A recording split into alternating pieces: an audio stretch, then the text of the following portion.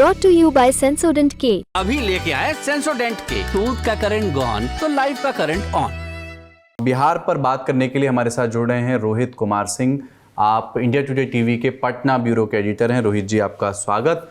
पहला सवाल ये कि बहुत ताज़ा एक वीडियो आया है।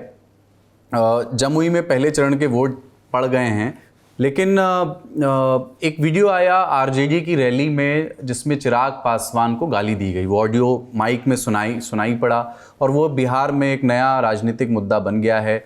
चिराग पासवान के सम्मान और अपमान से इसको जोड़ दिया गया है। जमुई में वोटिंग हुई है। उस पॉइंट ऑफ व्यू से देखें कि क्या वो एक पैन स्टेट एक बड़ा मुद्दा होगा। हालांकि तेजस्वी यादव उस समय मंच पर मौजूद थे जब ये हुआ, और उन्होंने कहा कि अगर ये आवाज़ उनके कानों में पड़ी होती तो वो इसको रोकने की कोशिश करते या इस पर एक्शन लेते। लेकिन सम्राट चौधरी कह रहे हैं कि जिसने भी गाली दी थी उसको छोड़ा नहीं जाएगा। जो तेजस्वी यादव के सभा में जो गालियां दी गई जैसे चिराग पासवान को, और एक तरीके से कहें तो बेहद भद्दी भद्दी गालियां, माँ बहन की गालियां जैसे दी गई थी, वो बहुत बड़ा एक कह सकते हैं चुनावी मुद्दा बन गया है बिहार की राजनीति में। और खासकर जमुई में जहां पर चुनाव हुए 19 अप्रैल को पहले चरण का जो मतदान हुआ, उससे ठीक 48 घंटे पहले वो वीडियो वायरल हुआ सोशल मीडिया पर। चिराग पासवान ने उसको बड़ा मुद्दा बनाया। उन्होंने कहा कि वो मुंह तोड़ जवाब देते अगर किसी ने राबड़ी देवी के बारे में ऐसा कहा होता।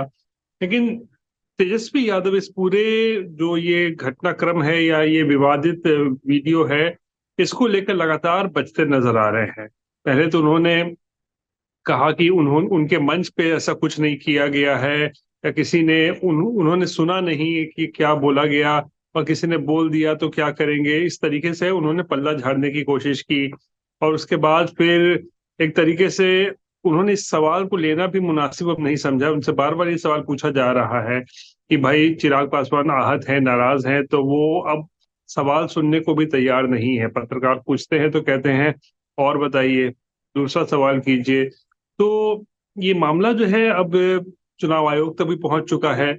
अब चिराग पासवान ने एक पत्र भी लिखा है तेजस्वी यादव को और मांग कर रहे हैं कि कार्रवाई करे तेजस्वी यादव उन कार्यकर्ताओं के खिलाफ जिन्होंने उनको इतनी भद्दी भद्दी गालियां दी हैं। तो ये मामला मुझे नहीं लगता है कि यहाँ पे थमने वाला है।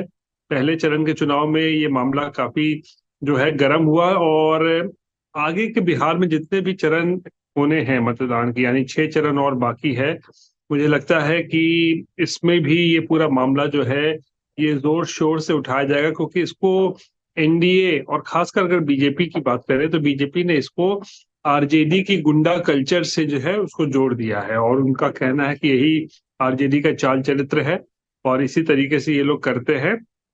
और हमें हैरानी नहीं होनी चाहिए अगर आने वाले दिनों में अगर प्रधानमंत्री अगर दूसरे या तीसरे चरण में जब भी अब अगली बार आते हैं बिहार में प्रचार प्रसार करने के लिए, तो वो इस मुद्दे को अगर उठाते हैं और इसको एक तरीके से दलित अपमान से जोड़ देते हैं, तो इसको लेकर हैरानी नहीं होनी चाहिए। क्योंकि ये मामला वाकई में एक बड़ा मुद्दा बन चुका है, और इसमें जो तेजस्वी यादव है वो फंसते नजर आ रहे हैं। लेकिन तेजस्वी लगातार इस पूरे विवाद को जो है वो खारिज करने की कोशिश कर रहे हैं।